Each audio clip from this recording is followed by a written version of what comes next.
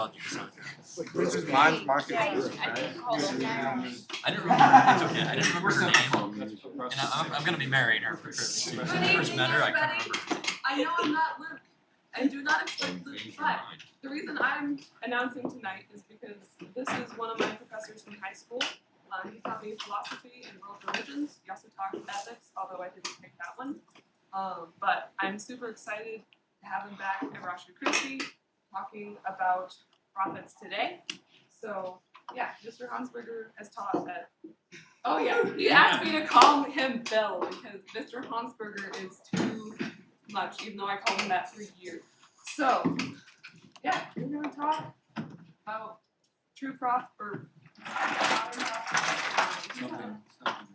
something.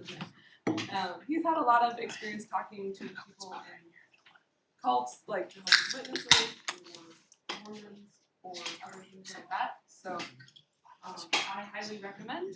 I'm going to pray us in and then we can get started. Dear Lord, thank you for tonight. Thank you for bringing people here amidst everything at the end of the semester, finals and projects and homework and break. Thank you for bringing them here. I pray that people open their ears to listen just for a few minutes to listen about your word and what you teach. In Jesus' name, amen. Amen.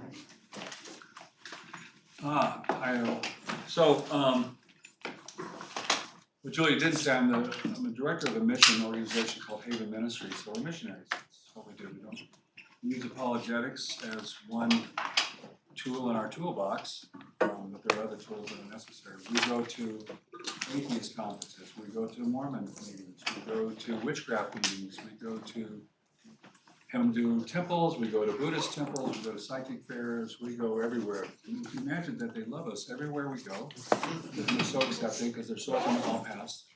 Not. But anyways, so one of the phenomena I have to deal with, I run a 501c3, which is non-profit. Here's the bad analogy, bad play on words here. But the talk tonight is about nonprofits. Okay.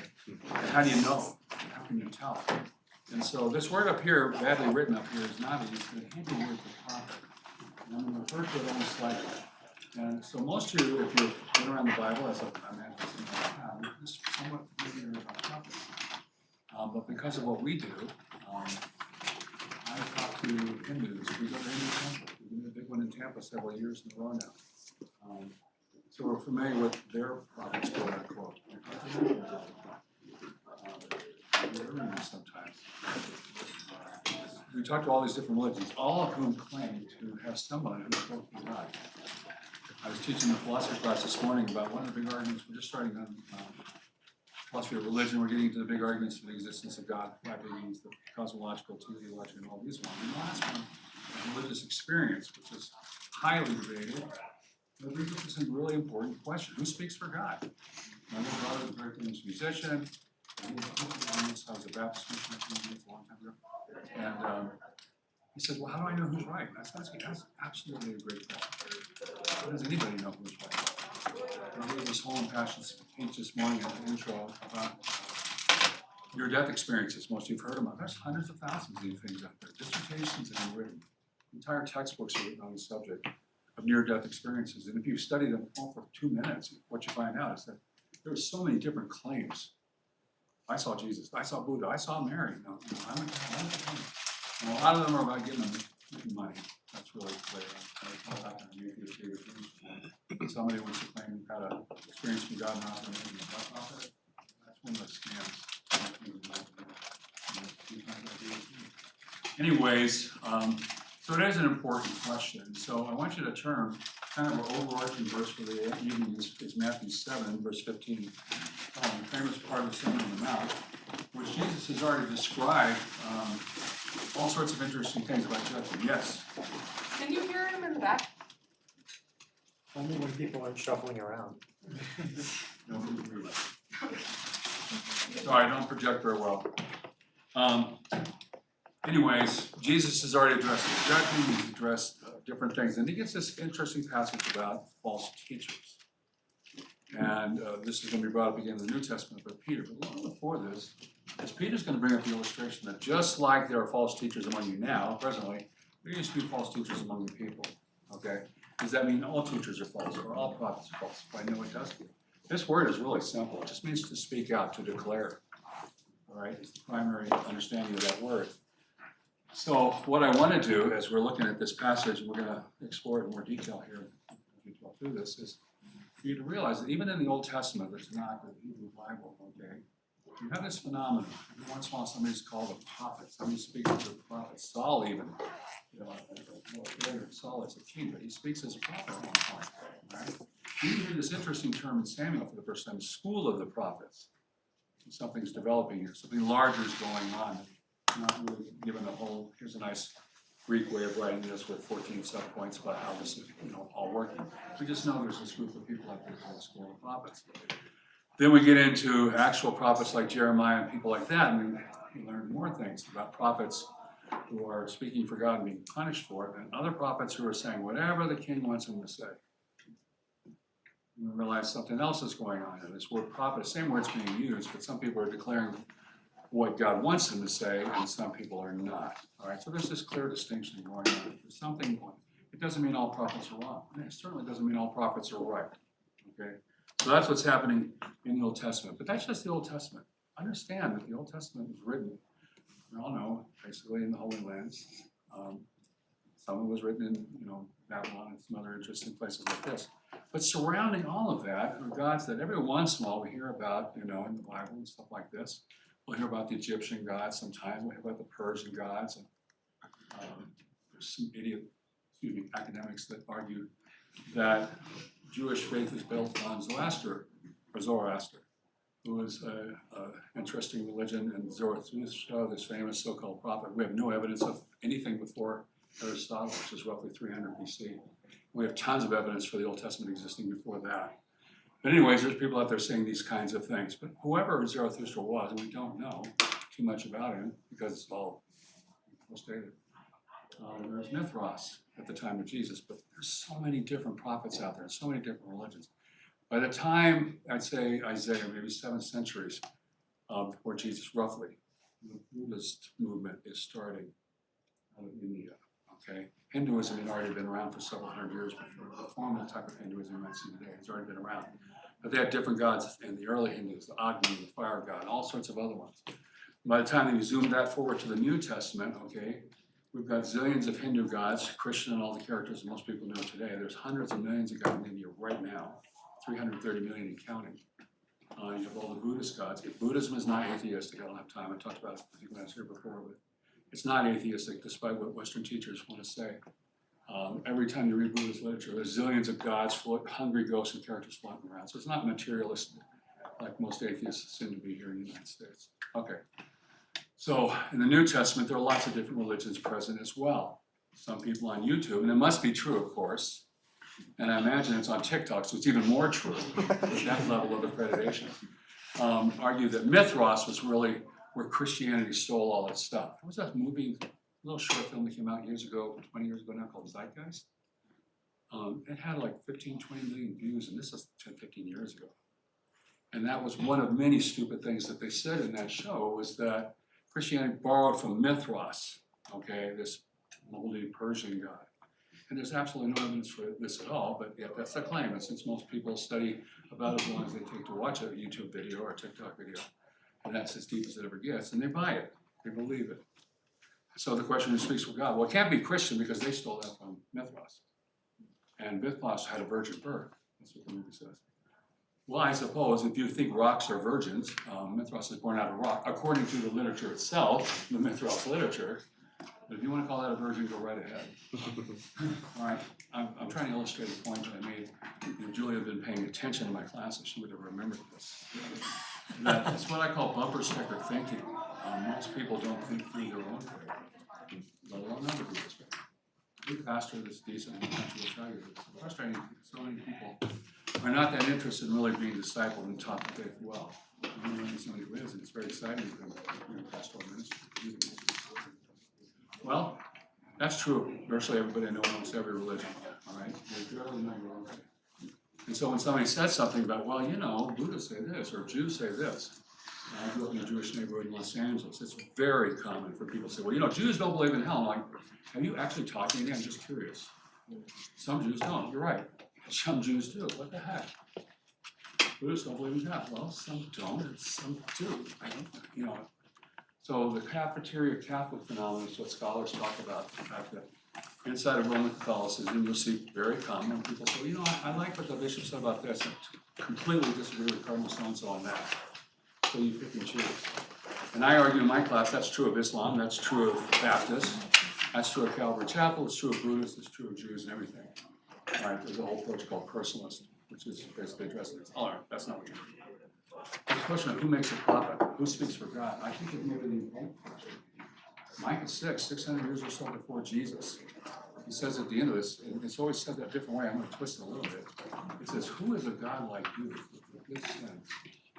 The one who remembers the trespasses of his people. And I'm going to emphasize for the sake of this discussion the first part of it. Who is a God like the God that we know? Not what we pronounce his name. Who's like this? Nobody is. And if you study any of the gods surrounding Micah, he's, you know, when they're overrun by the Persians or overrun by, you know, all these different groups, there's nobody like this God. None at all. And so, you know, I hear illustrations. Well, you know, all religions like, well, they're like, you know, blind men circling an elephant. One of the stupidest false analogies you'll ever run into. It's dishonest on the surface. Somebody in the story sees. It's a dishonest analogy in the first part. And all you have to do is talk to anybody in these different religions. I can't get 5 Jews around the elephant who agree on what the elephant is. The old joke in the Jewish world is if there's 3 Jews, there's 5 opinions. Yeah, it's an old joke. I thought you guys would. But this is true of Muslims, and it's true of Baptists, and it's true about almost everybody I can think of. You just can't get all these groups to say. So you hear atheists opposite. You know, religion does this. This typical Sam Harris or Richard Dawkins or something like that. Religion did that. Religion did that. Do you even have a clue what you're saying? Some people in a particular religion did that, and some people in a different particular religion did that. But to say all religious people do this, well, you can swing both ways with this. You know, Stalin was an atheist, therefore all atheists are murderers. How's that feel? Oh, usually that shuts them up, but you get the idea. All right, so this question of who speaks for God is kind of the main point for tonight. The one I'm trying to point out is very murky. And so when God speaks to Avram, we're talking about religious experience in my class this morning, the Hebrew faith, the Christian faith, the Muslim would argue, that their faith as well starts with the idea that God spoke to Avram. Okay, that is by definition a religious experience. Okay, so if you're saying, well, I don't want to buy arguments like that, I prefer more rational arguments. Sorry, the Christian faith starts with a religious experience, much like Judaism did before that. That God was speaking to people, and we tend to call these people prophets. Okay, because God spoke to them. So there's something different about what's going on with them than there is with other people. And it's by definition, they're these ones who call out. Unfortunately, I'm going to zoom to the modern age. There are so many people on YouTube. Again, I know the most reputable source possible. In the last 3 years, I don't know what happened. I hit the algorithm in the wrong way, and there was some idiot coming to Jesus and coming to his kitchen the night before and told him Biden was going to die and Trump would be back in office. It's like 2021.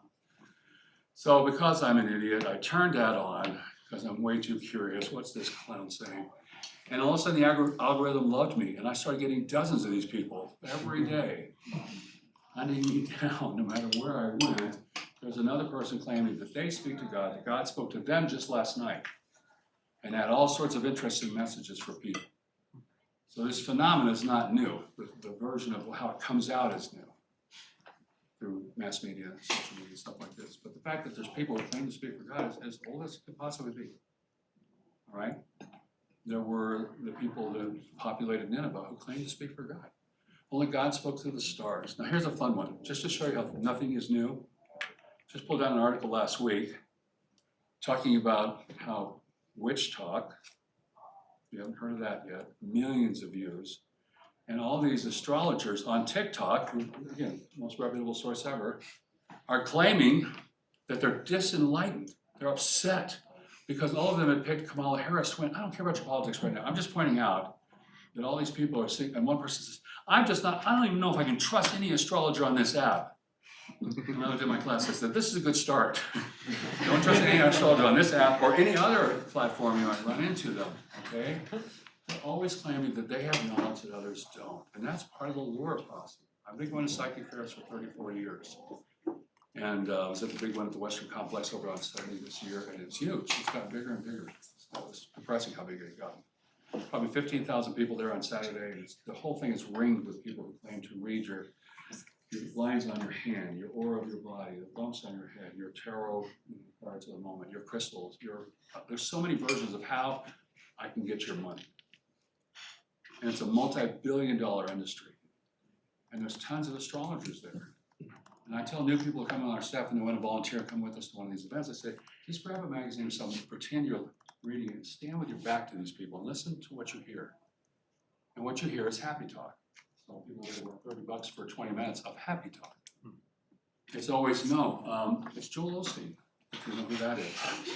It's, no, everything's gonna be fine with you. No, your husband's not in hell. No, your son's gonna get off drugs. No, you will get a new job. It's always happy talk. And just statistically, which class you'll ever take.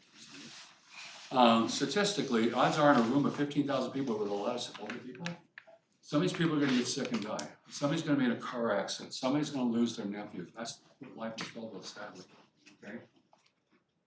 And yet, nobody wants to hear that, so I'm not gonna pay money. But if the person really was in connection with the other side, whatever version they wanna say, they would look at, you know, dude, I read your cards 3 times now, and you're gonna be dead, sorry, next week, sorry, bye. I won't even charge you this time. That never happens. They always get your money. There's nobody ever hears bad news, all right? So we hear this thing going on in the school of prophets where so many of them, and Jeremiah points this out very clearly, so many of them are telling the king what he wants to hear. One of the great ironies of when Nebuchadnezzar comes down and takes the city in 586, but one of the great ironies is here's the army approaching, and Israel's got nothing left to fight with, and even if they had everything left to fight with, he still couldn't beat where it's coming from Nebuchadnezzar. And at one point, the army takes the wall, and it's over. You know, there's nothing left to stop from the raping and pillaging and all the terrible things that's about to happen. And even then, there were prophets saying, "This is never going to happen, great king." What are those people up on the parapets there on the walls? They're not an illusion; they're real. They're not beliefs. They're real. So they take the city, and there's still people outside in what's called Edom and Moab. So Jews over there saying, "Well, prophets, it's not going to happen to us. We'll be safe." It's like your eyes just continually deceive, apparently. You know, joke about, you can trust me or your lying eyes. Well, trusting me is very popular, and the prophets play on that, and they always have. So Jesus warns us about these characters, and I'll go back to Matthew 7 for just a second. He says this interesting thing, beware of false prophets. Notice he doesn't say beware of prophets, but beware of false prophets. How do you figure that out? We'll play with that. They'll come to you in sheep's clothing, but inwardly are ravenous wolves. So one of the first points I wanted you to take away from this, these are not errant sheep. These are not misguided people. These are not people who just got that point wrong today. These are wolves. Wolves are not sheep. I had it on my website for years that God calls us sheep, and that's not a compliment. I learned this when I was youth pastor in Nebraska. The dumbest animals God put on this planet are sheep.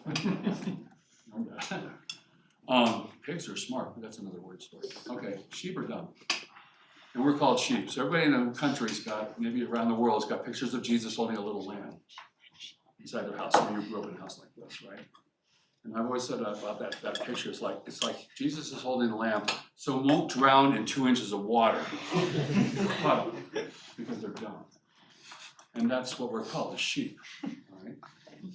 So it's an interesting thing. Why do we believe these people?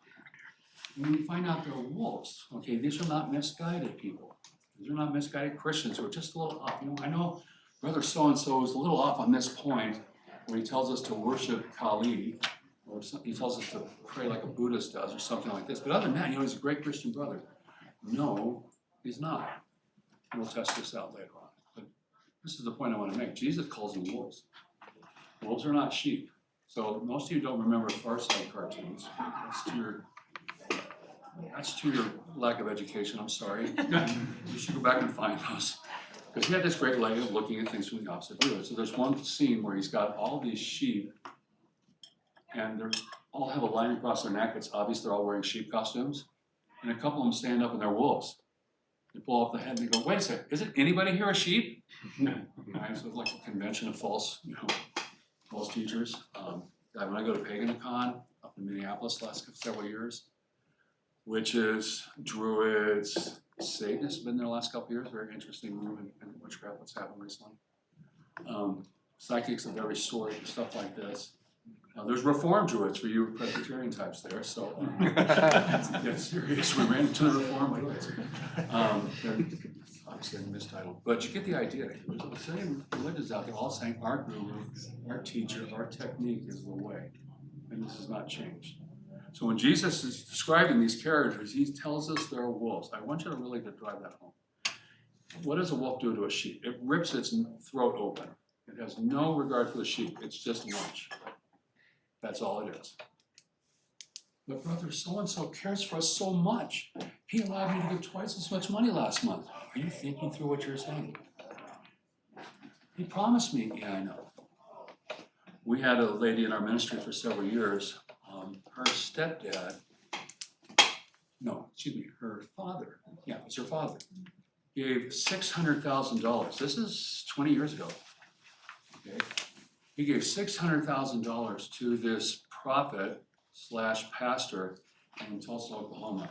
Not one of the big names that you see on TV. I would call him like in the minor leagues if you use a baseball analogy. Okay, this like level class B level prophet. But he promised him that he'd get off drugs and this would happen, this would happen, this would happen. I was like 9 years old and he was desperate. So he gave $600,000 to this guy. None of the things he said would happen. Surprise, surprise, surprise. He goes down there to confront the guy. And he was 90 some odd years old and they found him dead in the forest a few days later. And our friend had to go down there and find her dad. These are not nice people gone slightly astray. These are wolves. It is their job to hurt you and to take what you have and ultimately to lead you astray. Okay? So they're going to hurt you physically in this world so often. They're definitively going to hurt you in the next world. You're standing before God because you're going to be a false teacher. You're going to live a false gospel.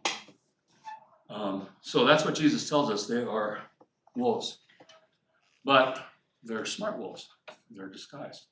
They look good. They look fine. I have one of those, I mentioned Joel Osteen, the best known pastor in the country right now, who is a complete fraud on so many different levels. I haven't got time for that. I could do a whole show on just Joel Osteen. But number 2 is Andy Stanley. Number 2, best known pastor in the country. And Terry and I were watching him last year, and I keep watching him trend. I wrote about him last year, and I'm pointing out that, you know what? It'd be interesting to see where Andy is in 10 years. And I haven't decided yet whether he's going to go full-blown atheist or full-blown pagan. I go to both conventions, so it'll be interesting if he ever highlights one of them. But his trend, if you watch him over the last several years, just keeps worse and worse and worse attacking the Bible. So Terry and I are watching this guy. Here's the second most famous pastor, allegedly conservative pastor in the country, where he says, just because Jesus says it doesn't make it true. I'm like, let's watch this again. We watched it like 100 times. We gave him so many chances to fix it, and he never did. He just kept saying the exact thing that is so heretical, so far outside of the faith. Just because Jesus, oh, by the way, second person of the Trinity, Son of God and God himself. I'll explain all that right now. He's going to tell you something that's not true. Is that what you're claiming? I don't know where you got your degree, but something happened. Anyways, that's a false teacher. He's not even hiding it anymore. Okay? So the sharp teeth are starting to come out. And yet he has like 45,000 people at his services. I think something like that. Wow, interesting times we live in. Okay, so you got your outlines now. So anyways, the prophets in the Tanakh, I mentioned them already, the false ones, like I said, they're all over India as well.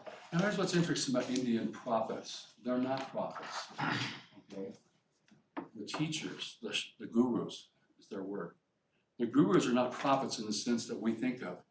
Let me explain Navi for just a second. I've kind of skipped past this. Let me walk you back through this for a second. I'm sorry, I'm not trying to agree with you. It's hard to keep track. It just means to call out, to declare. Okay? And that's a real simple idea of what a prophet is. But it's what the word is, all right? Now, having said that, there's 2 ways that's usually used. Okay, so we look at the minor prophets and the major prophets we've studied in the Old Testament at all. And there's things that are going on there. There's a couple themes in there. The main theme, I would argue, is that you're speaking out against the sins of the people. That's first and foremost. That's most of Isaiah. That's most of Jeremiah. Is speaking out against the evil. And not just of the lay people. Oh no, it's much worse. They're speaking out of the evil of the priests and the kings and the teachers and their fellow prophets. They are all over the rulers of India. Excuse me, of Israel. They're slamming them right and left. Why? Because they're rotten as could possibly be. You've been given this responsibility. Read Psalm 82 if you want to see how ugly this gets. You're given this responsibility by God to take care of these people. And what are you doing? I don't like the King James too much, but there's a verse I love to steal. He says, you grow fat off the widow. What an interesting, terrific way of saying that. You steal from the widow and the orphan and the stranger in your midst. You steal from the most defenseless in your culture. And you pronounce yourself right with God after you take from those who are so defenseless. How can you possibly do this? So that is constant through the scriptures, through the prophets, okay? All the prophets. And then every once in a while, if you read through Isaiah, you'll see this kind of thing. Every once in a while, you get this picture of the future. He tells things about the future. But this is the kind of stuff you almost never hear, that balance that you see in the Old Testament, which mostly calling out the sin of the people, and then every once in a while speaking about the future. It's completely reversed now, right? They almost never talk about sin. Joel Osteen won't even say the word. He's been in interviews talking about how I'll never use that word in my services. I know too much guilt. I get it. Well, here's the point. You don't want to talk about people's sin? Then how are you speaking prophetically from God? Because that's what the prophets did. Jeremiah doesn't get beat up by his own family because he's telling them what they want to hear. Isaiah's not cut in half by his own fellow priests because he's saying what everybody wants to hear. All right? He's speaking out boldly. Now let me go to the early church for just a second here. The early church are getting slaughtered all over the place. Talking about sheep being slaughtered, as Paul says. It's horrific. Hundreds of thousands of people between the birth of the church all the way up till Edict of Milan, 313 or so AD. That period of time. The estimates are anywhere, might as be as many as 500,000 to 1 million Christians were killed. For entertainment mostly, for the games. Right? Diocletian, Domitian, all these really bad guys. Well, one of the things that's really happening here is that while they're being chased down, while they're being persecuted, there are no buildings like we as Americans think the church, oh, it's a building right there. There are no buildings. They're not putting on giant festivals like the pagans do. They're not building giant statues or, having giant parties like the Eleusinian Mysteries. They're not doing any of this.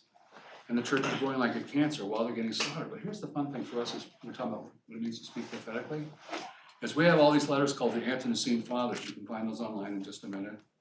Letters from Irenaeus and Justinian and all these different characters that maybe you've heard of some if you read them. You know what they're doing? As they're running for their lives, they're writing letters to the emperor. They're writing letters to the governors. They're writing letters to the military commanders. They have no fear. They're going to die anyways. That's how they looked at it, I guess. And they're speaking out against slavery. They're speaking out against the wars. They're speaking out, especially the games. They hated the games worse than anything. Spoke about it. They spoke out on abortion. They spoke out on homosexuality and pedophilia, which is everywhere in the Roman and Greek world. Speaking out against all these things boldly and knowing that they're probably going to pay the price for this. That's prophetic. That's what God means when he calls you to call out, to speak out. Is to speak out boldly against the sin that your culture is saturated in.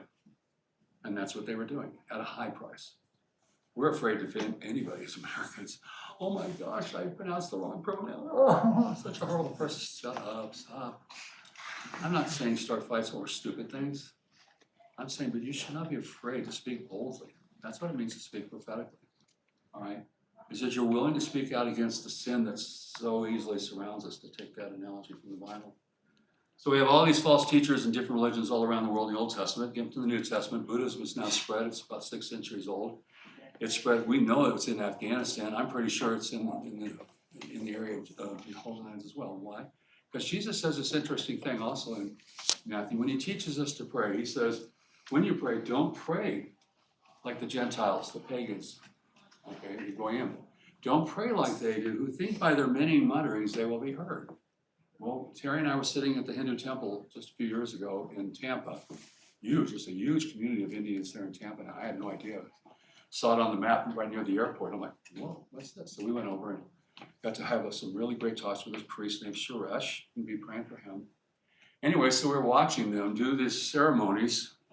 It's a Hindu worship service called a satsang, and they have different gods, and there's so many different gods, and they're right in front of us. There's a crowd of people all chanting in Sanskrit, and they're pouring milk, and then they're pouring, lemon juice, and they're pouring water, and they're pouring oil all over this god while they're chanting these same words over and over again. Okay, that's interesting. You know what? Buddhists do the same thing. Go to anywhere in Hollywood, let alone the major political party in Japan, Soka Buddhists, they chant 4 words. Nomo myoho renge kyo. And they think by repeating that word, those 4 words, hundreds of times a day, not sometimes. Okay, different types of Buddhists have different chants. Hindus have their mantras, sacred words, sacred sounds. I have to pick on my wife here. So we've just been appointed as missionaries, and we had moved back from youth ministry in Nebraska. We come here to Colorado, and Terry's still foolish enough to go with me to a few of the events. And so I take her to this church, of course, it's a church in Denver, to go to this Hindu satsang, this Hindu worship service. And we open the doors of the car in the parking lot. We're probably about 100 yards away from the church. And all you can hear is, Om. And Terry's like, take me home, take me home. I forced her. I was so mean. Anyways, that's an important word. And you know what's weird? They did that whole chant, and right afterwards they sang Amazing Grace. I'm like, this is the only time in my life I don't want to sing Amazing Grace. I'm sorry. None of those words make any sense to you at all. Welcome to America. So, where was I before I picked up my wife? I can't remember. Lots of religions, Hindu and Buddhist religions, all over the place by the 1st century. There's no Islam, despite what Muslims say today. But there are all these other religions. There's all these Jewish groups, quite a few of them. We got a few introductions to the Essenes and some different people like this. We know about some of the big power players, Pharisees and Sadducees, but that's just the ones that we hear about. There are so many smaller groups that you don't hear much about, just like there is today in the Jewish world, Christian world, and so on. So again, there's lots of options out there for who speaks for God. How do we know who the real prophet of God is? Well, Jesus is warning. One thing he's telling us about is what these people really are. They're not what they look like, because inside they're wolves. They look like sheep. They look like they're coming alongside to help you. There's this interesting word Peter uses in 2 Peter when he's addressing the false teachers and false prophets. It's related to Paraclete. Everybody knows what Paraclete is in John 14. The comforter, the one who comes alongside, that's what Paraclete means. Comes alongside to give you comfort. Well, this is parazygo. They also come alongside, Peter tells us, but not to comfort you, but to pull you out. Interesting language. Okay. So when Bill Hybels is having Muslim imams speak at his church, and there's churches all over the country doing the exact same type of thing. Rick Warren's doing Islam in California, and all these different things. We've got all these, we're being open-minded and tolerant. After all, God speaks through so many religions. Pope Francis just said that last month for about the 14,000th time. But all religions are like paths to God. The Catholics go ballistic over this one. But you get the idea. We have so many voices in America saying there's no real difference. And I had this when I was youth pastor. Well, my best friend, her dad's a pastor, and she's a witch, and he says she's fine with God. Oh, really? Interesting pastor here. Guys, this is America. That kind of stuff is everywhere. And so we were being convinced that the false teachers are not bad people. They're, in fact, good sheep. They care. They're about your soul. They're really about helping you out. Except they're not, according to Jesus. Harsh words from the Prince of Peace, yes? The one who told us, do not judge, just a few minutes earlier. He's talking about hypocrisy. He's not talking about how it's wrong to make a judgment. Jesus just said it's wrong to judge. That's a contradiction immediately, isn't it? Because the way it's usually used, and I went into this constantly for 30 years, plus years now. If Jesus just said, you shouldn't judge, you just judged. You literally committed a logical fallacy. I'm sorry, Jesus is not an idiot. It's not what he's saying. He's talking about the hypocrisy. And if you read John 7, what does he say? When you judge, don't judge like the Pharisees do, who judge by mere appearance. Well, here's the reverse of that.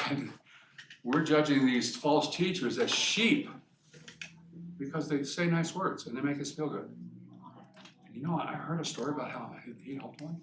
I had a meeting at this Yogananda group, which is this guru that came over here some 60 years ago, and he died. And I walk into the meeting, and I'm one of the first ones there. I'm sitting in the back row so I can make an early exit if I get ready to throw up or something.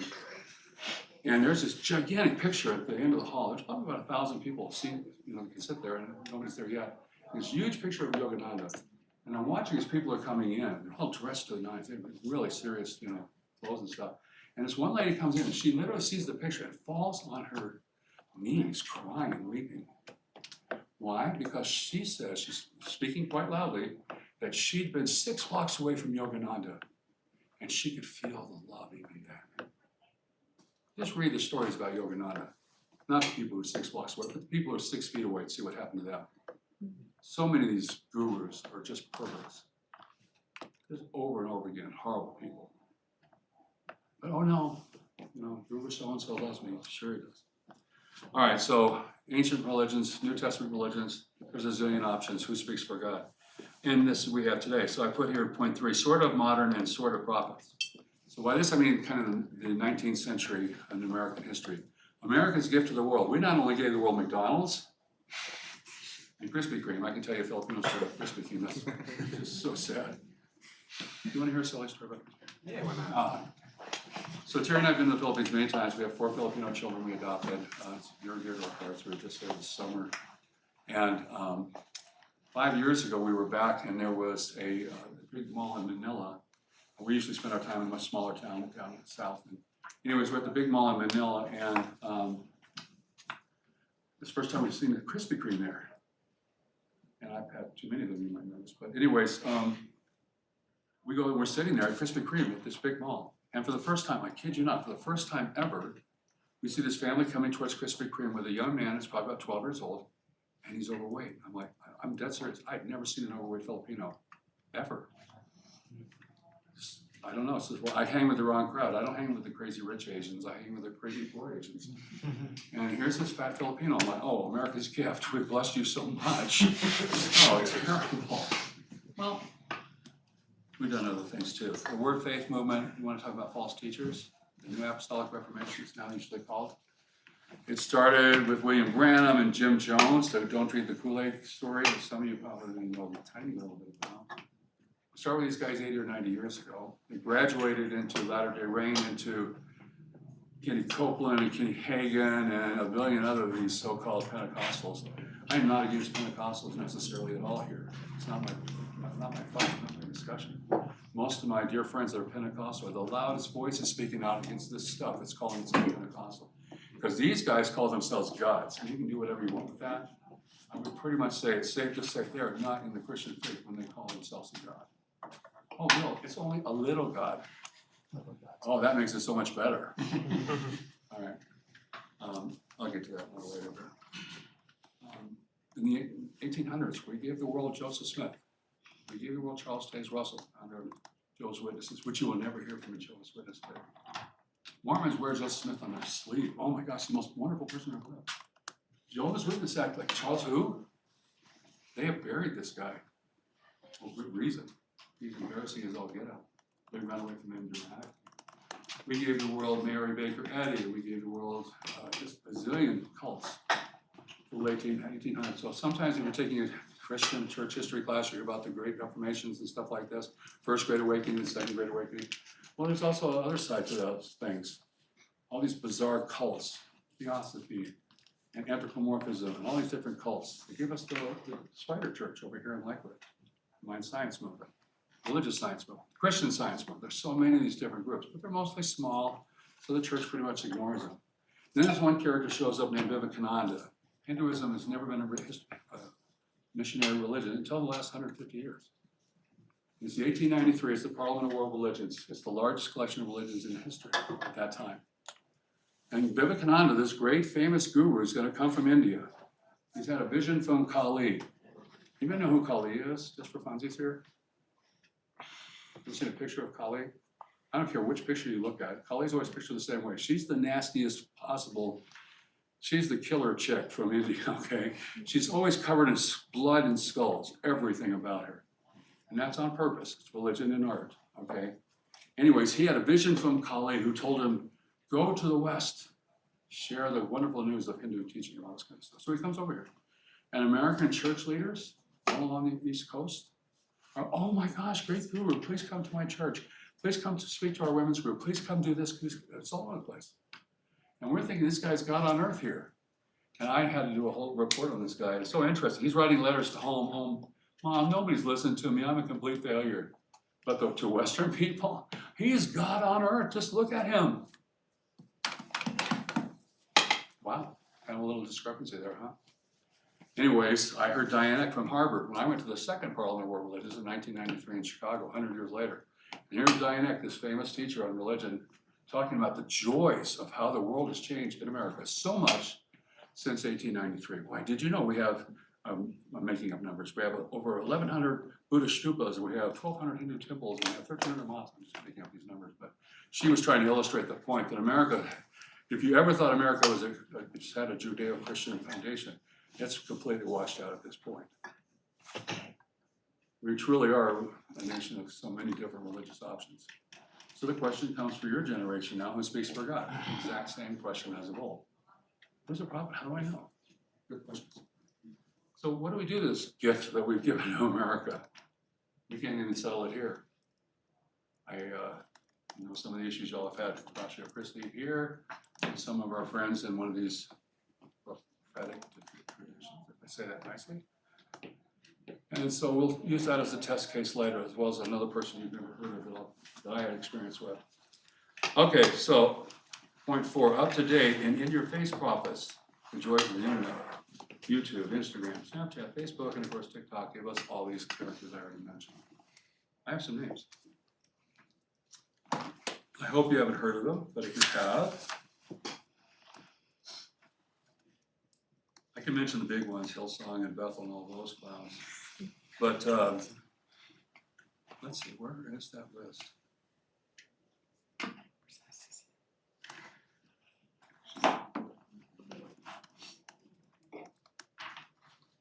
This is the problem of one issue with this disease I have. It's really affecting my reading. Okay, here's one list. This is a short list. Dutch Sheets, Cindy Jacobs, Paul White, Mike Bickle. Mike Bickle. So when I was in seminary, I heard about this whole thing. Kansas City Prophets. I had a friend of mine I went to seminary with that joined them. Wow. And oh, Bill, they're really solid. And if you watched over the last 10 months, maybe 11 months, on Meltdown at IHOP, where not only Mike Bickle was molesting little girls, but so many other leaders were doing this kind of thing. Yeah, that's prophetic.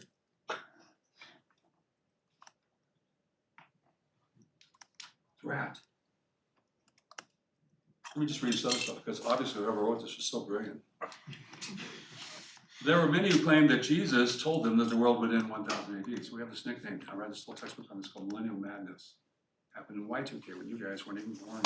Your parents lived through it. Some of you might have heard of Y2K. Right? Computers are all going to go haywire. I was telling Joe and some others, my stepdad's one of the top programmers in the country, worked for Jeffrey Wilson and NASA and all this fun stuff. And so when all this stuff was coming out, how these computers are going to go haywire, nuclear weapons are going to go off, there's no control, just because of the date change, the computers couldn't handle it. And I asked him about this. He said, this is all a joke. People have no idea what they're saying. So I actually got up and said this in the biggest church here in town, 6,000 people. And I got hate mail like you cannot believe, all right? For not preparing people for the, the madnesses that are going to come. People buy into this stuff. People move to Belize. They give up their farms. They give up their businesses because they're so terrified. Wow. I'm pretty sure Jesus said something about no one knows the day, but what do I know?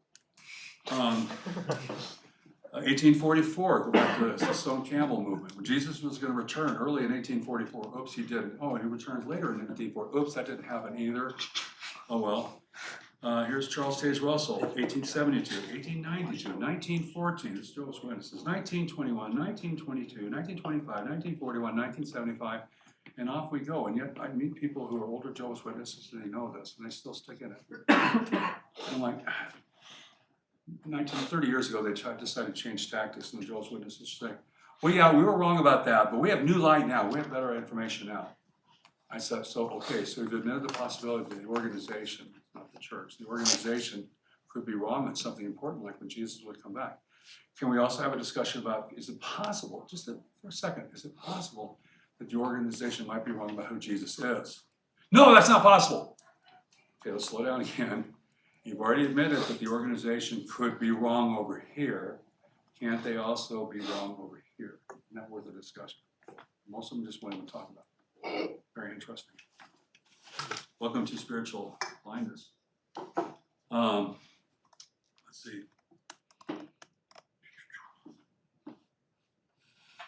I was on a TV, this silly story. So I was on a TV show with a prophetess. Her name was Elizabeth Clare, prophet. How appropriate, huh? And this is 1990, and most of you weren't around back then, I don't think. Some older people were here, right? So I'm on this TV show, and I'd read a lot about it. There was a lot of other interesting bizarre people on the show that night. That year, Elizabeth Clare Prophet, what made them internationally famous or infamous is that they built out all this land up in Yellowstone. They built all these bomb shelters for the group. And Russia was about to nuke us, and we need to get everybody up there. And there's horrible stories coming out, how the children were forced into these caves and all this terrible stuff. Just bad stuff. Anyways, that all happened about 4 months before I met her. And so she's on this TV show with me. And I don't say this lightly. I don't say this lightly at all. I was a deputy sheriff here in town. I think I've met some demon-possessed people. I've met some truly evil people. I met your everyday normal serial men, serial killers, hitmen, straight up murderers, baby rapists, and all sorts of other fun people. Then I meet a couple of guys that were just spooky, that even the other inmates, murderers, were terrified of. So now, a few years after I'm a deputy, I'm over here in Hollywood on this TV show with Elizabeth Clare Prophet. And I'm sitting like 3 feet from her. And the camera comes on. When the red light comes on, that means you're being filmed, okay? So she's saying, oh, all of us have an inner Jesus and an inner Buddha and all this kind of stuff. And I'm like, no, that's not true. And I'm so Baptist. I'm trying to be polite. I got a suit and a tie. You have to believe I had hair, but it was short because I'm a Baptist missionary now. And I'm trying to be polite on this TV show. This video may or may not be on YouTube if you look it up. Stop. Don't listen, I go. Anyways, so I'm trying to be polite the first half of the show. This is when Walter Rivera, they got chairs being thrown across. Everybody wants a big argument fight, and I'm not doing that because I'm supposed to be Christian here. So I'm getting really frustrated that every time I would try to bring up a point with Elizabeth Clare, Ron Reagan Jr., the president's son, he said, well, it's really interesting, but we have to go to a commercial. And here's what happened on the commercials that's really spooky. So here's this red light. It would go off. The camera's not on. I'm 3 feet from her. I would turn to Elizabeth. It's happened 3 straight times. I turn, Elizabeth, the Bible does not teach reincarnation. And she's like this. And I'm trying to talk to her, and I get no response. And then the light comes back, and she's all bubbly again. This kept going on. I'm like, it's like a marionette. It was really spooky. And I walked away from that, and I said, what the heck did I just run into? Okay. Every time I tried to talk to her, she was completely shut down. And then the camera would come back, and she was all lit up again. So I talked to a bunch of her followers afterwards. They started calling down spirits on me. That was fun. They call it decreeing. It's fun how that's gotten into the Christian world today. So they're all calling out at the top of the lungs, like 15 of them, calling down these spirits. And my driver, I had a limo driver that night, and found out over 2 hours he's an astrologer, Buddhist, homosexual. So it was an interesting evening as our discussion went on. So Mike's about 30 feet away from me. And these people are calling down spirits. I said, Mike, come here, look, they're calling down spirits. Mike starts running towards the car. And I'm like, I don't care who these things are. I don't care what they think they are. My Father's in charge, period. I'm not worried about what happens with these things. All right. Well, Elizabeth Clare Prophet was wrong about her prophecies. So we actually have this stuff in Deuteronomy that talks about this way back when. Probably familiar to most of you, Deuteronomy 13 and 18, excuse me.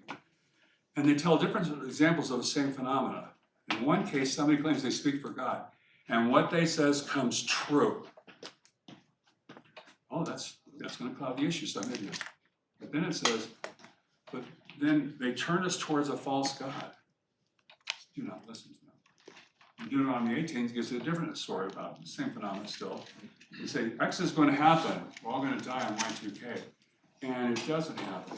Don't listen to them either. It doesn't say give them another try and another try and another try. That's what I heard from my friend at IHOP. Well, we're literally learning on the job. No, there's no learning on the job to be a prophet. God is all-knowing. That's what we believe God is. That's how he describes himself to us. And it literally makes no sense for him to say, well, I told somebody X and it just didn't happen. What, God forgot? I didn't know? And we have people out there saying that. Right. My point being is this gets real confusing, but this much I know, when they're gonna tell me something and they're gonna steer me to another God, even a sub-variety, because these are all sheep, of course, nobody's gonna wear a sign that says, I'm going to hell, ask me how. Right? And I will tell you this, nobody joins a cult, and I've dealt with hundreds of cults. Nobody ever joins a cult. Nobody's wear a sign, our group is gonna take you to hell. Nobody does this. They think they're joining the most wonderful group, most committed group of Christians they've ever talked to before. Which brings me up to, I'm gonna give you a current, well, it actually became current again. So about 1998, I started hearing about this cult from a woman in Jacksonville, Florida. She says, hey, my son and daughter come to Denver and they joined this group called the Concerned Christians. You know anything about it? I have no idea. Well, there's this guy named Monty Kim Miller who lives over here in Inglewood. And he's convinced them that he's the prophet of God. I said, well, we'll check this out. So we started looking around and Monty Kim Miller, we went to his house in Inglewood, and there's really this part of the story. One of my staff members is a Denver cop at that point. He was a cop for 39 years. I used to be a Jefferson County sheriff, and my other intern was, in fact, a graduate of the Naval Academy, worked for the Navy's intelligence for a while. And so all of us had government connections. There's an important reason for me bringing that detail up. So we go to Kim's house. He thinks we're there to sign on, but we sat down to talk with him, and I think it got pretty clear that we weren't there to sign on. And we said, well, we've heard this, we've heard this, we've heard that you won't let your members talk to their family members, we're hearing all this kind of stuff.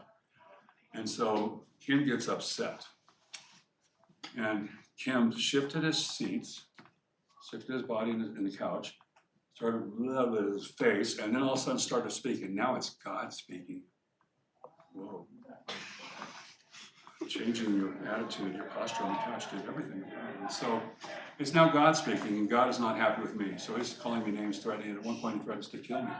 I said, can make this clear now. Are you going to kill me or is God going to kill me? I need to know. Just writing this down and make sure I get the words right. And he's getting madder and madder. And one of his disciples was right next to him. His name is Steve. And Steve is looking at him like, it enraptured him as Kim Miller was playing this game. Now let me tell you something sadder about Kim Miller. 15 years before that, Kim Miller had a pastor conference here in Denver, and over 200 pastors attended his conference. I can't tell you how hard it is to get 200 pastors together for a conference. All right? He was one of the Denver's own leading voices speaking out against the New Age movement, which is really starting to be a big thing in the news, at least publicly. All right? And by the time we ran into in 1998, Kim had over 1,000 different churches and Christians, including some very famous ones, including a very good friend of mine, on his mailing list. Kim was the final prophet. He's here to tell us about the end times. It's all big in his numerology, bizarre stuff. So, for example, July 4th, 1776. Well, I looked in Isaiah, and I looked at the 7th chapter in the 4th verse. And there's speaking about what's happening today. You do that constantly. I have a huge file still in my office. I don't know why I still save this stuff, but I have this huge file of all this stuff. And this explodes. This is 5 years after David Koresh. Some of you may have heard of David Koresh and the nightmare down in Waco. And almost 100 people were killed. So it was like there's Jim Jones in 1978, there's David Koresh in 1994, there was others in between, small ones. But people are wondering if this Kim Miller is going to be the new one. And so all of a sudden, Mark, the Denver cop, and I are hit with this media storm. I've never experienced that in my life. I'm talking to reporters all over the world, Mossad, Israeli intelligence are in my living room. But this group's going to go to Israel because Kim is one of the 2 witnesses of Revelation 11 that's going to die in the streets of Israel. It doesn't matter how bad the stuff he said, the people still followed him. They gave him everything, gave him their homes, gave up their spouses, gave away their children. I mean, this is the story. And everybody, I kept getting phone calls from Christians around the country. That's my mom, and she's a serious Christian. What is she doing with this group? And all those kinds of stories. What was so attractive? And having talked to him, it wasn't his pleasant personality, and it wasn't his incredible rhetorical speech ability. So anyways, Kim taught that if you work for the government, you're a trash man in Inglewood or whatever, you are of the devil, period, end of discussion. So you can't do anything involved with the government at all. So here we are, all these government officials he doesn't know about it. So, they actually go to Israel, and the Israeli government kicks their butts out within a few weeks. And they tap the rooms. They don't have any problems like we have in our legal system here. They tap the rooms, heard them talking about this, and figured out that the group's going to do some sort of immolation, some sort of suicide, mass suicide on the streets of Jerusalem. All anticipating this is what the Lord was talking about in Revelation. So they get kicked out of the country. They're coming back. They had to come back to the United States. They go to Toronto, and they come back here. And while they're coming back, the Broncos had beaten, I believe it was the Jets. Why am I bringing up this list? Because the Broncos had beaten the Jets in a playoff game. And so that got announced on the plane. Kim wasn't with them at this point. He had disappeared to Greece or someplace. And so the group members were spreading the story. There was like 40 or 50 of them on the plane, spreading the story that score, I'm going to make up a number, like 36-14, that was the 36th chapter, see where I'm going, of Daniel, whatever, could be Daniel, which gets the point. They were taking everything. Kim had taught them to take all these, obscure numbers and somehow turn them into Bible passages. So this is a hard group to work with. We tried tailing some of them. They lost us. They all disappeared. We don't know where they are. The media thing finally played out. Here's the fun part of the story, okay? I got a lady from the group contact me just this last year because Mark and I are the Antichrist for these people. If you talk to Honsberger or Ragaman, you'll never speak to your kid again. That's the kind of stuff that was being thrown. Believe me, that's very powerful, motivation. So anyways, this lady contacts me and says, I want you to know that almost 30 of them have come out and they're down in Jacksonville right now. And wow, serious. So I got to do a conference with a few Christian events I went to this last year in Jacksonville. And I contacted Greg Paris. You've never heard of this guy, of course. But I'm sitting with him and his wife. He's looking at me. He's my age. He looks at me and goes, I have spent 30 years following this guy and I have nothing left. Just show for it. I have nothing for the last 30 years. I can't wave a magic wand and make that go away, right? And we always say about the different cults we deal with, there's three things we always see: sex, money, and power. And if you see two, I guarantee the third's hiding somewhere. Well, we'd seen the money and power thing with Kim, but I had not heard any sex thing. So I'm talking to Greg, and all of a sudden the sex thing comes out, how Kim's taking all these trips around the country and around the world with 14, 15-year-old girls and stuff like this, unsupervised. It's just all a mess. And, well, that makes sense, hearing that. But it's so fun, and I'm hoping to go to Jackson. I'm going to have another conference down there this year, and coming year, and I'm hoping to meet some more of the group. So God, I would have wanted them to come out 30 years ago, but they didn't. 26 years ago, it was. But some of them are coming out now, and I'm really thankful for that. So great news is that even though you've been deceived, whether it's through Joseph or Charles Russell or some Satanist or some witch or some Hindu guru or anybody else, that God has been grabbing people out of the pagan world for a long time. I want you to think about Abraham for a second in this case. How's Abraham raised? Nice little Jewish boy? That'll be no. You should all be wagging your head saying that. No, he's raised in Chaldea. He's from this place called Ur. He's a pagan, just like most people in the world are. And that's who God chose and brought him out of that. And so when God's bringing out other people from all over the world, he's bringing out Buddhists, he's bringing out Hindus, he's bringing out Mormons and so many others. That is great news, that the deception doesn't have to be necessarily fatal. But there's no doubt about who these people are. Back to chapter 7 here. You will recognize them by their fruits. So Jesus, I have to sit again, sorry. Jesus is telling us something important, but how do we know? How do we know? So we ask the question, who speaks for God? Well, Jesus is going to help us out here. He's going to tell us about their intentions first, their desires to eat you up. He tells us how we know that. He says this interesting thing. Remember, his audience is primarily farmers. Okay? Just never relate to this in a heartbeat. Are grapes gathered from thorn bushes or figs from thistles? And this would be an oh duh moment for the farmers, right? Duh, no, of course not. Well, you have to wonder, why is it not an oh duh moment? Speech is also part of the issue.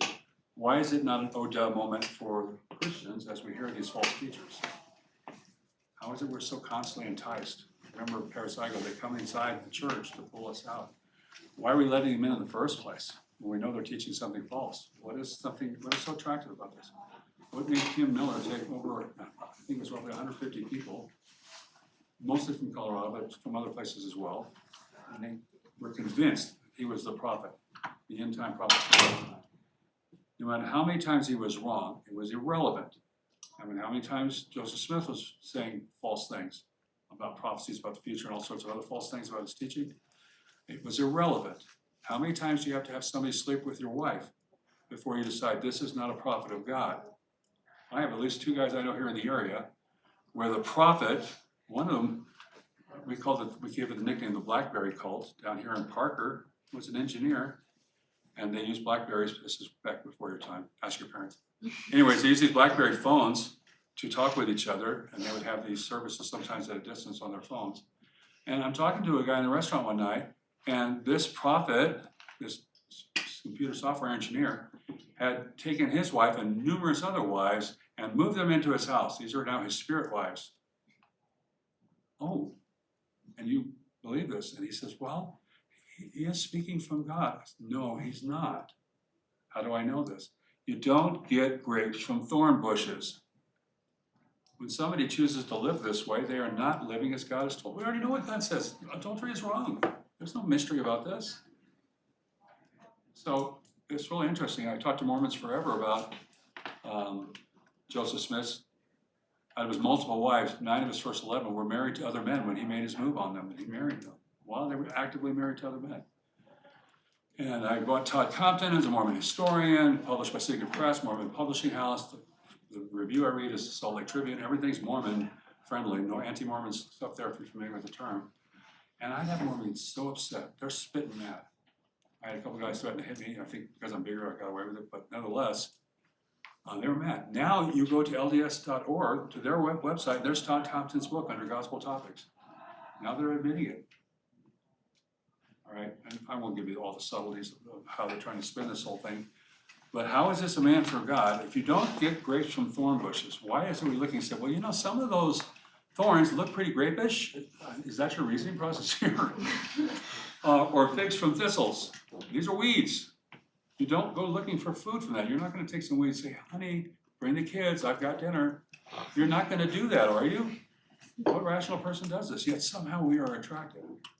So when I meet PhDs from School of Mines or CSU or all sorts of other places where I've been in the country, and they're brilliant people, obviously you don't get to that level of education unless, you know, you go to Harvard, but you don't get to that level of education normally without having some brain power going on there. And you're saying 2 + 2 is 7, the equivalent of that, then you realize what spiritual deception really looks like. How is it so attractive to people? Because it's not about regular rationality. I wish it was that simple. I teach logic. I wish it was simple. Oh, I could just present to you this fallacy and you'll immediately come to Christ. It's not like that. I wish it was. We're going to use logic. We're going to talk to people about facts and logic. But I'm not going to count on logic to bring people out of a deception. This is where we have to count on the Holy Spirit to bring people out of deception. It's his job to bring them to faith. It's my job to talk a lot. I'm obnoxious, so I get away with it. But it's his job to bring people home, to bring them to himself, okay? But I can point out, guys, just like Jesus says here, you don't get grapes from that bush. You don't get figs from that bush. Every farmer would understand that. Yet Jesus is using these very common analogies to explain what false prophets are in the business of teaching. They're going to convince you somehow that even though in front of you you see a thistle, you know, it kind of looks like a fig. If you look at it just the right angle, and we give it enough time, add some zeros to the clock here, then that'll make it a serious fig. No, it won't. 2 + 2 is not 7 when Jesus talked, nor was it 7 when Isaiah talked, nor is it 7 today. But I'll swear you, I run into so many people who will argue that it is because Guru so-and-so said so. Brother Billy Bob said so on YouTube or something like this. It's pretty sad. All right, so he gives us that illustration. He says this, a healthy tree cannot bear bad fruit, nor can a diseased tree bear good fruit. Okay, this is really interesting. Think about what he's saying here. If it's a good tree, it's going to produce good fruit. If it's a bad tree, it's going to produce bad fruit. What element is being introduced here? It's just time, right? Time will tell us. So, speaking of logical fallacies, the slippery slope is one you're probably all familiar with. The if-then, it's political season. If you don't vote for me, you're gonna be leading babies in the streets. Well, you know, hear this kind of crap every single election of my lifetime. And the only answer to a slippery slope is time. Okay, we'll see what happens. Is that really true, what you're being told? Or is it just one more scare tactic? Which is so often is, right? What do I do with somebody whose religion is based on this kind of thing? Where they really believe this? And this is where I fall back on what I just told you. My job is not to bring people home, to be a soul saver, a soul winner. I was a brand new Christian. I wasn't raised in a Christian church or anything. But that was really common language in a lot of churches I was at. To be a soul winner for Jesus. Like these scalps you hang on your belt or something like this. But when I read what Paul says in Corinthians, he says, our job is to plant and water, and then the Lord himself will bring the harvest. Oh, that changes everything. So if you go with us and you go to, say, the Garden Variety, you go to Pagan Con, let's take a big event, a real fun one up in Minnesota this year. Coming up in March if you're interested. That's a weak sales pitch, huh? So if you go with us to that, and you're going to be talking to some witch or some Satanist, something like that, and you're so bought into this idea that it's your job, and they don't fall on their knees to worship Jesus and to repent of their sins right in front of you, you're going to go home discouraged as could possibly be. Well, I'm wasting my time. You guys are wasting your time too. We've had that reaction. We try to prepare people. Hey, look, your job is not to bring them home. Your job is to talk to them. And I'm going to make up a scale here. So if it's 0 to 30 between somebody hears the gospel the first time maybe, and when the Lord grabs them and brings them home, you may be 0.7 on that list. But you don't know. Your job is to be faithful. You may be watering now. Say you're 0.19. You don't know that either. Your job is to be faithful. All right? And let the Lord do what he says he will do. It gives you a whole different perspective on witnessing and evangelizing, which is, to me, part of the discipleship process. It gives you a different perspective because you understand, this is what I'm called to do. I guarantee you, the first several people, again, I was raised with non-observant Jews, mostly in California.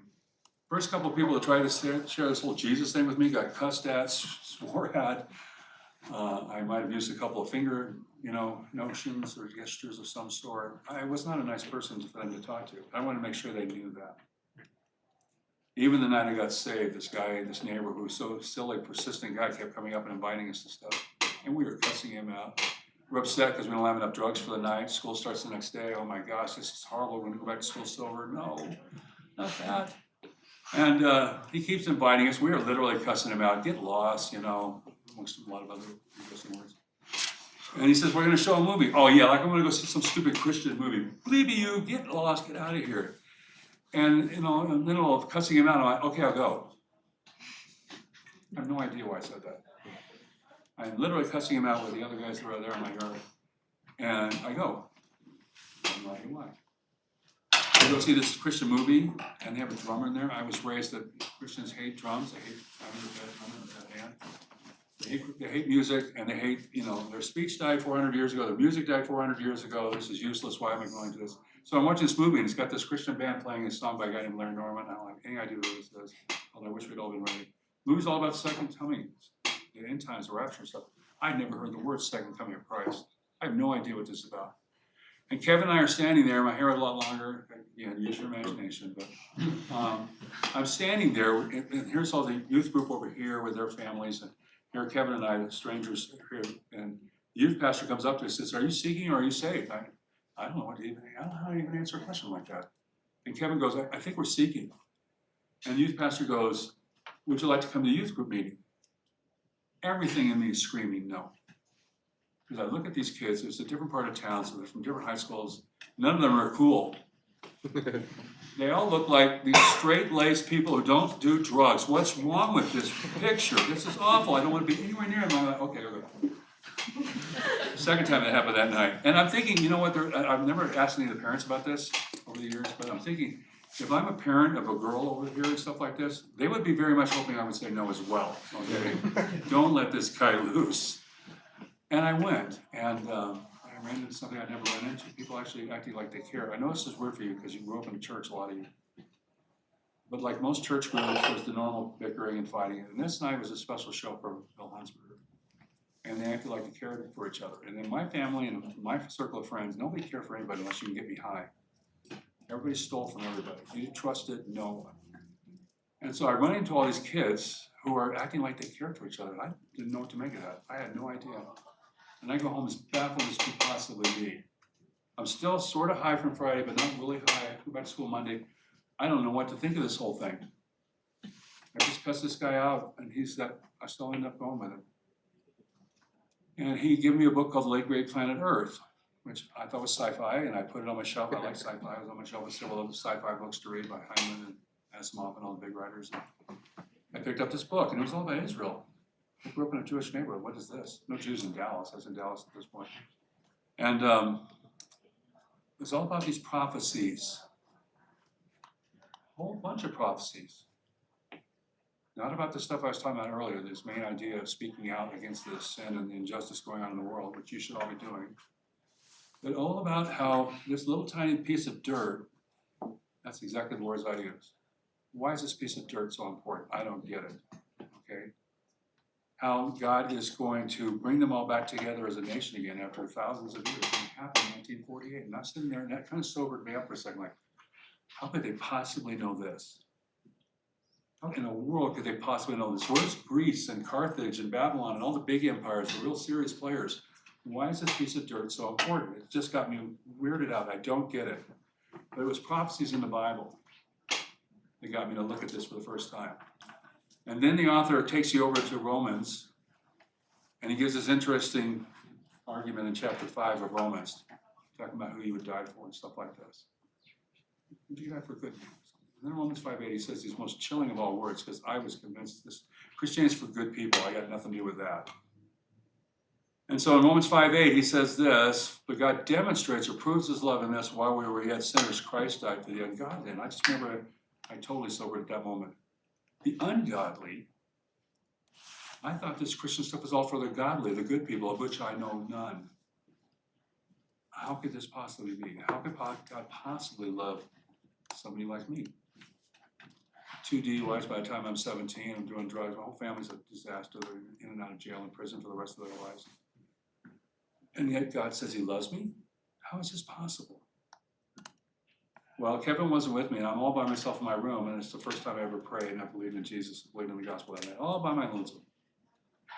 I don't know there's angels putting on a party upstairs, you know? This idiot Honsberger's come home. After all this cussing out my neighbor, and all of a sudden I'm one of them. I mean them in the most serious way. Christians don't think, they abandon their brain, they don't use reason, they don't use science or philosophy. That's what I thought. So now, like, where do I check my brain? You know, just so I can join the club. And just, God has this amazing way of doing things, of grabbing people that are completely clueless, completely far away, and having some of my presuppositions and preconceptions of what the Christian faith was all about. That's what happened.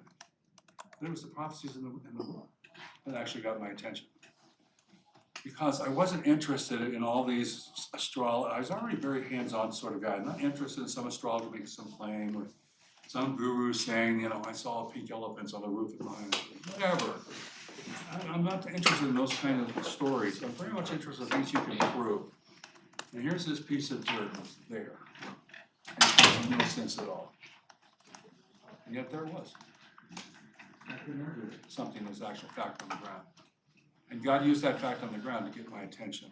And so by the time I read the New Testament, God just shatters it into my, sinful soul and says, you're one of mine now. And I have a Jewish friend I grew up with. He saw me about 15 years ago. We came back from the Philippines on one of our trips and saw him in LA. He was a cop and all this stuff. He said, oh, Honsberger, we always knew you were going to be a preacher. Yeah, I'm like, Gary, which one of the DUIs convinced you that he's on the way? He's going to be a gospel preacher. It made no sense, right? God just grabbed me out of the blue. And so, I relate to the Apostle Paul in that respect. He wasn't heading this way either. Just a long way of saying, guys, that there's this whole prophet who speaks for God thing that's very important. And some of these things are really, really important. And Jesus ends it, kind of this way. Every tree that does not bear good fruit is cut down and thrown into the fire. So he describes what good trees look like. They bear fruit. And in case you haven't been noticing over the last 2 years, man, we have pastors falling right and left all across the country, right? It's like, what's going on here, Lord? What are you showing to us? Well, it says judgment comes in the house of God first, right?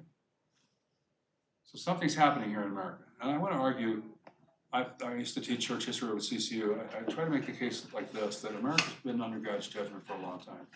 If ever we were a Christian nation, slavery and Darwin killed it. So by 1859, by the Civil War, we were on our way into destruction and just speeding up. And now we have, all sorts of amazing fights inside the church about transgenderism, inside the church about gay marriage and stuff like this. There's actually huge voices promoting how this is the virtue that Jesus would have. He's fine with all these things.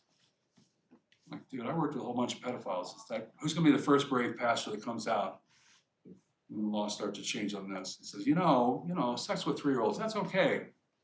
Jesus says so. I'm sorry. No. It's our job to speak prophetically about issues that we don't want to, often we don't want to become bad dinner company. We don't want to be bad classmates. We don't want people at the school to look funny at us. We don't want a teacher to hurt our grade. So we button up, we shut up, we get real quiet. Yeah, I'm a Christian, and it's back here safe and secure where it cannot be harmed. Of course, it's not going to affect anybody else either. So we're not being prophetic at that point either. So I'm not calling you to tell the future or something like that. I'm not saying that God doesn't speak to people. If you've ever listened to Paul Washer, he's scary.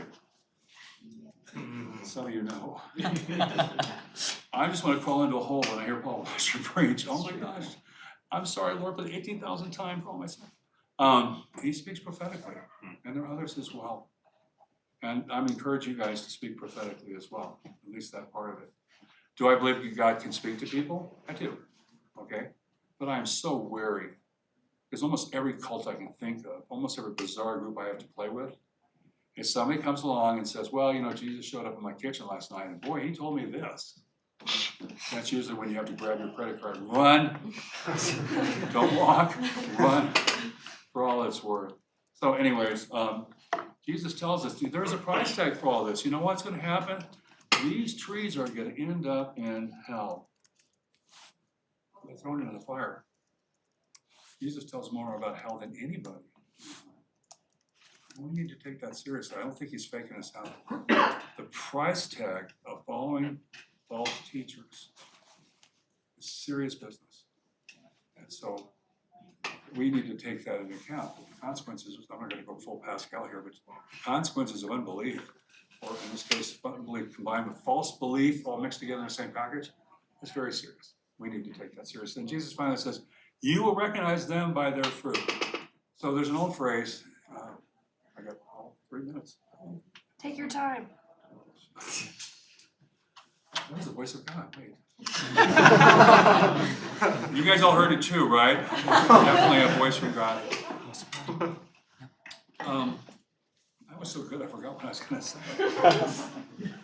Anyways, I would just encourage you to understand, can God speak? I am certainly not here to limit the voice of God. He speaks to all sorts of people, and there are some people who speak boldly, not only the gospel, but they speak prophetic things into the culture, which is what we need. Our churches need it as much as anywhere else. And that's my encouragement to you guys tonight, is speak prophetically. Speak forth God's righteousness. Just like the early church did, it cost them. And you're like, I don't want to lose my grade. I get it. I've been in the academic world about 30 years now. I understand how it works. But I'm going to encourage you to think a little bit bigger than that. Other issues than your current GPA, or your plans at some company that you're planning on working for. You've got to sort all that out, right? So let me just open this up now. How do we know? Check it out. Examine the story. Oh yeah. Early Christian theologians have talked this way. There's orthodoxy and orthopraxy. Orthodoxy is right teachings. So when the first major heretic comes up, Arius, that the Nicene Creed is based on, the 325, Arius is outside of the faith because he's teaching that Jesus was not God. He was a kind of God, a sort of God, a little God, to use these guys today. So the church said, no, this is not Christian. You're out. And then we get guys that have incredible doctrinal statements, just as sharp as can be, and they're raping everything in sight. Okay? Excuse me. Orthopraxy, right living. Jews have given up on this combination. It's very interesting. Jews, you can believe, Jews, most Jews have given up on holding these two together. You can believe anything. You can be a Muslim Jew, you can be an atheist Jew, a Hindu Jew, they call it Hindus, you can be a Boo Jew, You can be all these, there's witchcraft Jews, there's all these different combinations. The only thing you can't be as far as the larger Jewish community is a Messianic Jew. You can be anything else, but you can't believe Jesus is the Messiah. Interesting phenomenon going on here. Okay, well, they've given up on orthodoxy. So as long as you're ethnic, you're Jewish, you got Jewish moms, all it takes. You can believe literally anything you want. Islam is really big on orthopraxy. You will live this way and you don't understand anything.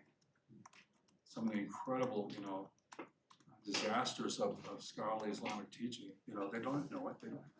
I would say Catholicism is all going this way too. I go to the Philippines all the time. So I'll ask my class, it's at Calvary Chapel Bible College, I'll ask them, I say, so how many are raised, in the Catholic Church? Like 90% of them raise their hand. Okay, so tell me about transubstantiation, tell me about Immaculate Conception, tell me about all these things that Catholics have to believe, not kind of believe, have to believe. Not a one of them raises their hands. Because they don't bother with that in the Philippines. And this is true of Guam and Guatemala and a lot of other places in the Roman Catholic world. It doesn't matter. You baptize your babies, put an offering up to Mary, put Mary up on your God shelf along with the Buddhist stuff and everything else, and you're okay. Wow. Now we're left with this thing where Orthodox and Orthopraxy both are important. And that's part of what Jesus is saying. What is their fruit? What are they teaching? How are they living? Right? We have to take that seriously. Okay, so that's my rant for the night. Let me open it up for questions or comments or just a natural transition. Back in Atlanta, I know ex-Mormons, ex-Jehovah's Witnesses, ex-Scientologists, ex-New Agers, some others. Once they come out, after they realize who Jesus is, they're on fire for him. Yeah. So I'm curious if you could. Yeah, Terry and I go to the Tampa Hindu temple, then 2 days later, always, we're in the Scientology headquarters in Clearwater. And we've met Amber and Pat, and talked to them several times the last few years. They're people you can pray for to get our newsletter. But yeah, ex-cult members are amazing. The David Koresh story in Waco, 1994, this horrible fire. And there's still arguments about, did the ATF and the FBI start the fire? Did the Koresh members? Koresh was Jesus reincarnated, he must be right. Okay. Horrible. He's raping everything in sight. Right. One of our friends lost her sister, her brother-in-law, her niece and nephew in that fire. And she was in that group. And the Lord rescued her. And there's her story's Grace Dominguez. You can find her story online. She's with the Lord now. Amazing testimony. And so she joined Haven after she came out. And boy, she joined the public meetings of secular cult groups and stuff like this. And she just given the gospel now, God transformed. Amazing story. Great testimony. Other questions or comments? How about, since it's 8:30 and I don't want to hold you all super late, what if I just give some announcements? I'll close us out in prayer and then people are free to do Q&A. I'll be here all night, sure. Perfect. So Bill will be here till at least 1 a.m. But thank you, Bill. We appreciate it.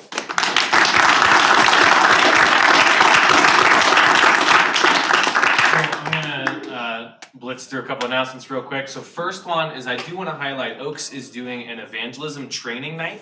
That is this Wednesday. It's at 6:25 p.m., which is a really weird time to begin something. And it's in McNeil 215. So that's just the floor beneath us, down the hall a little bit. So we would encourage going. Obviously, we're not Oaks, but we like Oaks. And so we'd say go. This is actually part 2. I might have totally maybe forgotten to announce part 1. So if you didn't make it to part 1, I'm sure they're very okay with that and that they would love to have you there. So we would highly encourage going. Hopefully some of us will try and make it. Again, that's this Wednesday, 6:25. If you want to know more, I'm just going to pin it on Luke. Talk to Luke. Okay, and then we're not meeting next week, obviously. Well, I guess technically there's class, but nobody's going to be here. So we're not meeting next week. Enjoy Thanksgiving break. Have a good Thanksgiving. And then we're going to meet the Monday back from break because that's the last day of classes or week of classes. So we can't meet after that. So be here the Monday. It's December 2nd. Thank you. December 2nd. It's going to be Ratio Christmas, everyone's favorite meeting of the year. We're amped. If you haven't experienced Ratio Christmas, it will change you. You will be profoundly and deeply affected. Here's a really important announcement about Ratio Christmas. Whoever shows up in the ugliest festive attire, whether that be an ugliest sweater or anything else if you're making. I know what coach is planning, but I can't tell you. I won't tell you either. Good. But whoever shows up in the ugliest festive attire will win a prize that the leadership team has decided on earlier today. And it is a wonderful, wonderful prize. It's But I legendary. will not tell you. What do you say, Cole? It's legendary. It is legendary. It's fantastic. So I would highly encourage it, but we want it to be festive. It'll be a fun little day. It's gonna be a little bit different. We won't have a speaker. We're gonna give you a chance to present. And at first you're like, ooh, I don't like presenting, but you're gonna like this. It's fun. You're gonna like it, I promise. So be here for Retro Christmas. It's great. It should be a fun time to have fun, get together for the end of the year, review the year that we've had at Retro Christi. So super highly encourage it. I know that's like the last week, but it is worth your time. And then lastly, I do wanna throw this out. February 15th, next semester, Retro Christi is gonna be hosting a little outdoor excursion. So if you wanna sign up, it's going to be snowshoeing in Rocky Mountain National Park. Now, here's the bad news, there's not a lot of seats available right now. So, only like 4 or 5 of you, the elect, can sign up. So, if you're interested in potentially doing a little Ratio Christi snowshoeing event, go up, enjoy it. It's gonna be Saturday the 15th. Come talk to me. It'll be $35. But we're working with the assistant director of the rec center to make that trip happen, and gear and everything will be provided. So it should be a good time. I would encourage it, but again, sorry, there's just not a lot of seats, unfortunately. And unless that changes, only about 4 or 5 of you. So if you're interested, come talk to me. I would just let you know that is the weekend of President's Day weekend. So just be aware of that. So plan ahead, but let me know early, since the odds are the 4 elect are gonna be taken before, like 3 days before, so don't talk to me then. So I think that's everything that I need to talk about. Yeah, that's it. I'm gonna pray out, and then you're free to go, and hopefully you'll stick around for a few questions. I'm sure there's plenty. Yes, Cole? Bring a laptop to Ratio Christmas. Oh, yes. Thank you, Cole. Yeah, if you can, it's not like a requirement, but try, if you have your backpacks and everything, bring a laptop. We're gonna need at least 1 laptop per group, but And there's 4 groups. we would like a lot of laptops. So we need at least 4 laptops. No pressure. Alright, I'm gonna pray us out. Dear Lord, thank you for today. We thank you for this group. We thank you for Bill and his wife and his son being willing to come out here and speak. We thank you for your truth. And we thank you for the life that you lived as Christ, just that we can see the fruit of that, and that it still has rippling effects 2,000 years later, that we're changed by it, we're impacted by it. Thank you that the truth shines brighter than lies, than the darkness, and that when we really do see it, when we see the value of it, the hope of it, it changes us. And we can't be the same. So many of us have felt that in this room, and if we haven't, Lord, I pray that you would reveal yourself tonight or in the coming weeks.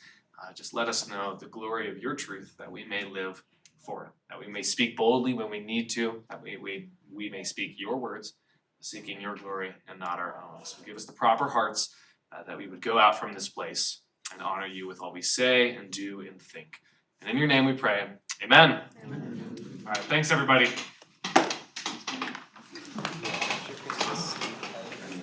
So are you actually planning anything to Just in the freshman's meeting. I thought of an idea just now, and it's really awful. Okay. Very tempting. We should go. How would I fix this? We should go the weekend. And you don't have a lot of time for It's like the legendary prize. Go ahead. Have a whole break.